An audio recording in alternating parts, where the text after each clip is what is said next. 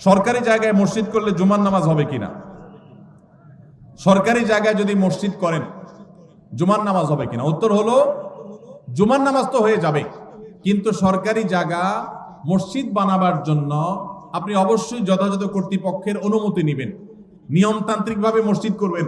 মসজিদ আল্লাহর ঘর, সেটা এই জন্য যেখানে সেখানে করবেন। সরকারি জায়গা পাইলেন আর মসজিদ একটা বানায় দিলেন, আদৌ দরকার আছে কিনা সেটার কোনো বিবেচনা নাই, এটা করা উচিত না। তবে এটা ঠিক, মুসলিম প্রধান দেশে মুসলমানদের নামাজ পড়ার জন্য একটা সরকারি বিরাট বড় এরিয়া আছে, সেখানে অনেক মুসলমান বসবাস করে, সেখানে নামাজ পড়ার জায়গা করে দেওয়া সেখানকার কর্তব্য ব্যক্তিদের কর্তব্য, তাদের কাছে সেটা আদায় করতে হবে।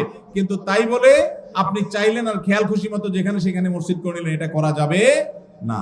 সরকারি জায়গা না, শুধু অন্য কারোর জায়গাতে এরকম মসজিদ করা উচিত না। তবে যদি করেন কেউ, সেই জায়গায় নামাজ আদায় করলে নামাজ হয়ে যাবে, কিন্তু নিয়মতান্ত্রিক ভাবে মসজিদ আদায় করতে হবে, বানাইতে হবে।